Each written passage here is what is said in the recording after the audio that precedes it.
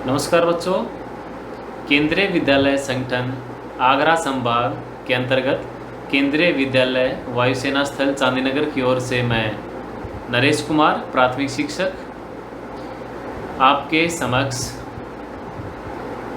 हिंदी रिमझिम अध्याय 14वां मुफ्त ही मुफ्त लेकर प्रस्तुत हुआ हूँ। यह एक गुजराती लोक कथा है।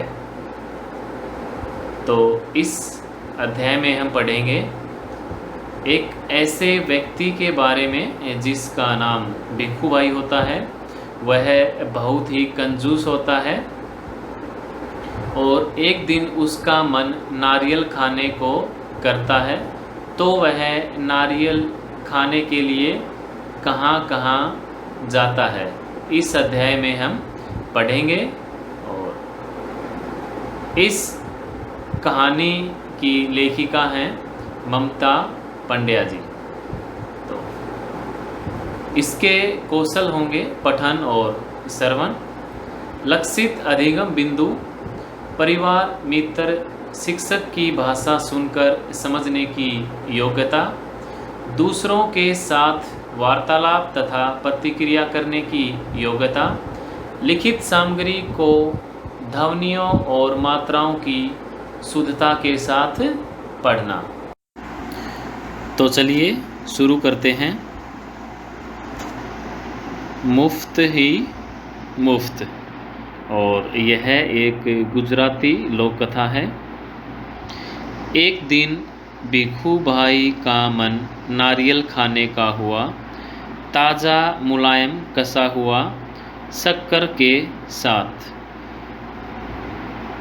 तो एक दिन भिक्खू भाई होते हैं, उनका मन नारियल खाने को होता है और वह भी ताज़ा मुलायम और कसा हुआ शक्कर के साथ। उसके बारे में सोचते ही भिक्खू भाई ने अपने होठों को चटकारा।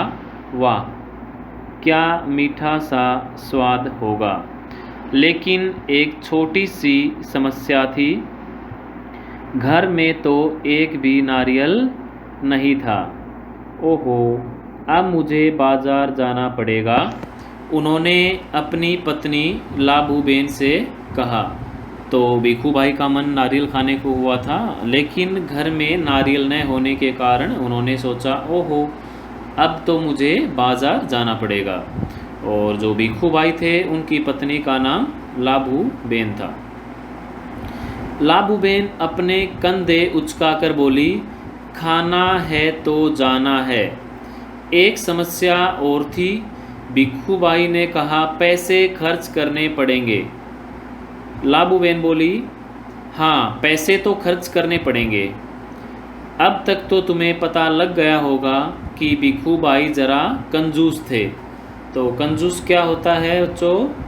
कंजूस होता है जो व्यक्ति एक भी पैसा खर्च नहीं करता हो, वह कंजूस होता है। वे सीधे खेत में बूढ़े बरगद के नीचे जाकर बैठ गए और सोचने लगे, क्या करूं मैं, क्या करूं। मगर नारियल खाने के लिए जी ऐसा ललचाया कि वे जल्दी घर वापस लौटकर लाभूबेन से बोले, अच्छा, मैं बाजार तक हो आता हूँ, पता तो चले कि नारियल आजकल कितने में बिक रहे हैं। तो बच्चों, इस कहानी को हम ध्यान से सुनेंगे, समझेंगे। उसके बाद मैं इसमें से आपसे प्रश्न पूछूंगा, ठीक है? तो इस पूरी लोक कथा को, कहानी को हम सभी ध्यान से सुनेंगे। तो कुछ बच्चों के मन में सवाल होगा कि लोक कथा क्या होता है। तो लोक कथा या लोक वार्ता, लोक वार्ता होता है जो लोग आपस में बातचीत करते हैं, उसे लोक वार्ता कहते हैं। लोक कथा किसी मानव समूह की उस साझी अभिव्यक्ति को कहते हैं जो कथाओं, कहावतों, चुटकुलों आदि अनेक रूपों में अभिव्यक्त होता है। तो बच्चों, आपने बचपन में अपनी नानी दादी के पास बैठकर जो कहानियाँ सुनी थी, वे सभी कहानियाँ लोक कथाएँ होती हैं। लेकिन इन कहानियों का निर्माण कब, कैसे और कहाँ हुआ, यह बताना असंभव है। तो चलिए शुरू करते हैं फिर से। जूते पहनकर छड़ी उठाकर भिखूबाई निकल पड़े। बाजार में लोग अपने अपने कामों में लगे थे। भिखूबाई ने इधर कुछ देखा, उधर कुछ उठाया और दाम पूछा। देखते पूछते वे नारियल वाले के पास पहुंच गए। ए नारियल वाले, नारियल कितने में दोगे? भिखूबाई ने पूछा। नारियल वाले ने कहा, बस 2 रुपये में काका। बस 2 रुपये? भिखूबाई ने आंखें फैलाकर कहा, बहुत ज़्यादा है, 1 रुपये में दे दो। तो आपको पता लग गया होगा कि भिखूबाई कितने कंजूस थे। उसे नारियल 2 रुपये में मिल रहा था, लेकिन वह कंजूस थे, इसलिए उन्होंने कहा कि मुझे नारियल 1 रुपये में दे दो। नारियल वाले ने कहा, ना जी ना, 2 रुपये सही दाम, ले लो या छोड़ दो। भिखूबाई बड़बड़ाए, अच्छा तो बताओ 1 रुपये में कहाँ मिलेगा? नारियल वाले ने कहा, यहाँ से थोड़ी दूर जो मंडी है वहाँ शायद मिल जाए। सो भिखूबाई उसी तरफ चल पड़े। चलो देख लेते हैं, वे अपने आप से बोले। टहलने का एक मौका है और रुपए भर की बचत भी हो जाएगी। खुशी से घुरघुराते भिखूबाई ने छड़ी को ज़मीन पर थपथपाया। मंडी में कोलाहल फैला हुआ था। व्यापारियों की ऊंची ऊंची आवाज़ें गूंज रही थी। तो बच्चों, आपको एक नया शब्द मिला होगा, कोलाहल। कोलाहल क्या होता है? आपने देखा होगा मंडियों में ज़ोर ज़ोर से ऊंची ऊंची आवाज़ें लगाते हैं, सब्जी ले लो सब्जी, ठीक है, सेब 50 रुपये, प्याज 20 रुपये। तो ज़ोर ज़ोर से ऊंची ऊंची आवाज़ें लगाते हैं, तो कोलाहल होता है शोर। बटाटा आलू, बटाटा आलू, कांदा प्याज, कांदा प्याज, गाजर गाजर गाजर, गोभी बंद गोभी, गोभी बंद गोभी, इस तरह की आवाज़ें उसे बाजार में सुनने को मिल रही थी। माथे का पसीना पोंछकर भिखूबाई ने इधर उधर ताका। ताका होता है देखना। नारियल वाले को देखकर पूछा, अरे भाई, 1 नारियल कितने में दोगे? सिर्फ 1 रुपये काका, नारियल वाले ने जवाब दिया। जो चाहे ले लो, ले जाओ जल्दी। सू 6 भाई। तो सू 6 भाई, इस तरह के जो शब्द हैं वह कौन सी भाषा के शब्द हैं? बताइए बच्चों। ऐसे शब्द गुजराती भाषा के हैं, ठीक है। भिखूबाई ने कहा, यह क्या, मैं इतनी दूर से आया हूँ और तुम पूरा 1 रुपये मांग रहे हो? 50 पैसे काफ़ी हैं। मैं इस नारियल को लेता हूँ और तुम यह लो पकड़ो 50 पैसे। नारियल वाले ने झट भिखूबाई के हाथ से नारियल को छीन लिया और बोला, माफ़ करो काका, 1 रुपये या फिर कुछ नहीं। लेकिन भिखूबाई का निराश चेहरा देखकर बोला, बंदरगाह पर चले जाओ, हो सकता है वहाँ तुम्हें 50 पैसे में मिल जाए। तो सूछे का क्या मतलब होता है? क्या है? यह गुजराती भाषा का शब्द है, सूछ है। भिखूबाई अपनी छड़ी से टेक लगाकर सोचने लगे, आखिर 50 पैसे तो पूरे 50 पैसे हैं। वैसे भी मेरी टांगों में अभी भी दम है। पैरों को घसीटते हुए भिखूबाई चलने लगे। हर 2 कदम पर रुककर जेब में से बड़ा सफ़ेद रुमाल निकालकर वे अपना पसीना पोंछते। सागर के किनारे एक नाव वाला बैठा था। तो सागर के किनारे कौन बैठा था? नाव वाला। नाव वाला। उसके सामने 2-4 नारियल पड़े थे। अरे भाई, 1 नारियल कितने में दोगे? भिखूबाई ने पूछा और कहा, ये तो काफ़ी अच्छे दिखते हैं काका, यह कोई पूछने वाली बात है, केवल 50 पैसे। नाव वाले ने कहा। 50 पैसे? भिखूबाई मानो हैरानी से हक्के बक्के हो गए। इतनी दूर से पैदल आया हूँ, इतना थक गया हूँ और तुम कहते हो 50 पैसे। मेरी मेहनत बेकार हो गई। ना भाई ना, 50 पैसे बहुत ज़्यादा हैं, मैं तुम्हें 25 पैसे दूंगा, यह लो रख लो। ऐसा कहते हुए भिखू भाई झुककर नारियल उठाने ही वाले थे। नाव वाले ने कहा, नीचे रख दो, मेरे साथ कोई सौदा वोदा नहीं चलेगा। थोड़ी देर बाद उसने भिखू भाई की ओर ध्यान से देखा और ज़रा ठंडे दिमाग से बोला, सस्ते में चाहिए, नारियल के बगीचे में चले जाओ, वहाँ ढेर सारे नारियल मिल जाएंगे मनपसंद दाम में। तो भिखू भाई क्या किया, नाव वाले के पास से बगीचे की तरफ रवाना हो गए। भिखू भाई ने फिर अपने आप को समझाया, इतनी दूर आया हूँ, अब बगीचे तक जाने में हर्ज ही क्या है। सच बात तो यह थी कि वे काफ़ी थक चुके थे, मगर 25 पैसे बचाने के ख्याल से ही उनमें फुर्ती आ गई।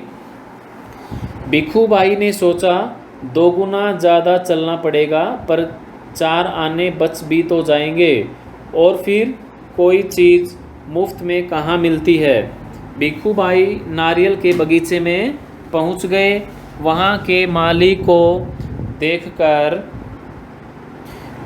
उससे पूछा, यह नारियल कितने में बेचोगे। तो आपको फ़ोटो दिखाई दे रही होगी, नारियल का बगीचा है और यह जो भिखू भाई है यह नारियल के पेड़ से लटका हुआ है। तो बच्चों दिखाई दे रही है फ़ोटो सभी को?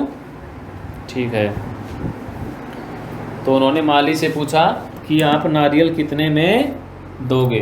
तो माली का क्या जवाब है? माली ने जवाब दिया, जो पसंद आए ले जाओ काका, बस 25 पैसे का एक, देखो कितने बड़े बड़े हैं।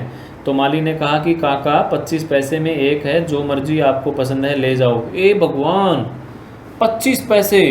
पूरा रास्ता पैदल आने के बाद भी जूते घिस गए, पैर थक गए और अब पैसे भी देने पड़ेंगे। मेरी बात मानो, एक नारियल मुफ्त में ही दे दो। हाँ देखो मैं कितना थक गया हूँ। तो भिखू भाई ने नारियल वाले से कहा कि देखो मेरी हालत क्या हो गई है, एक नारियल मुझे फ्री में ही दे दो। तो जो माली होता है वो भिखू भाई की बात सुनकर माली ने कहा, अरे काका मुफ्त में चाहिए न, यह रहा पेड़ और वह रहा नारियल, पेड़ पर चढ़ जाओ और जितने चाहो तोड़ लो, वहाँ नारियल की कोई कमी नहीं है। पैसे तो मेरी मेहनत के हैं, सच जितना चाहूँ ले लूँ। तो भिखू भाई ने कहा, सच जितना चाहूँ ले सकता हूँ। भिखू भाई तो खुशी से फूले न समाये, मेरा यहाँ तक आना बेकार नहीं गया। उन्होंने जल्दी जल्दी पेड़ पर चढ़ना शुरू कर दिया। पेड़ पर चढ़ते चढ़ते भिखू भाई ने सोचा, बहुत अच्छे, मेरी तो किस्मत खुल गई, जितने नारियल चाहे तोड़ दूं और पैसे भी न दूं, क्या बात है।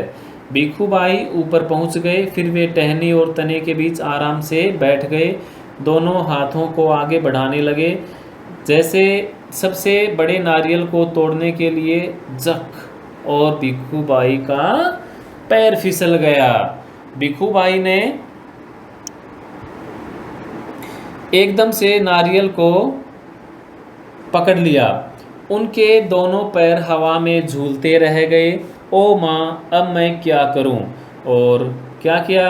भिखू भाई ने अपनी माँ को याद किया। भिखू भाई चिल्लाने लगे, अरे भाई मदद करो। उन्होंने नीचे खड़े माली से विनती की। माली ने कहा, वो मेरा काम नहीं काका, मैंने सिर्फ नारियल लेने की बात की थी, बाकी सब तुम्हारे और तुम्हारे नारियल के बीच का मामला है।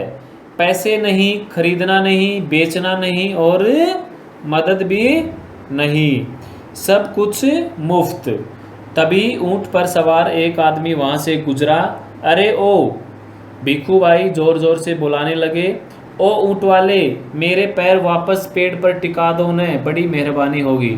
और भिखू भाई जब नारियल से लटके रहे तो उन्होंने माली से विनती की। माली के मना करने के बाद उन्होंने वहाँ पर एक ऊंट वाला देखा और ऊंट वाले से विनती की कि मेरा एक पैर इस पर टिका दो न। ऊंट वाले ने सोचा, चलो मदद कर देता हूँ, मेरा क्या जाता है। ऊंट की पीठ पर खड़े होकर उसने भिखू भाई के पैरों को पकड़ लिया ठीक उसी समय ऊँट को हरे हरे पत्ते नजर आए। पत्ते खाने के लालच में ऊँट ने गर्दन झुकाई और अपनी जगह से हट गया। बस वह आदमी ऊँट की पीठ से फिसल गया। अपनी जान बचाने के लिए उसने भिखू भाई के पैरों को कसकर पकड़ लिया। अब दोनों क्या करते, इतने में एक घुड़सवार आया तो ऊँट आगे की तरफ खिसक गया और पीछे से एक ऊँट घुड़सवार आया।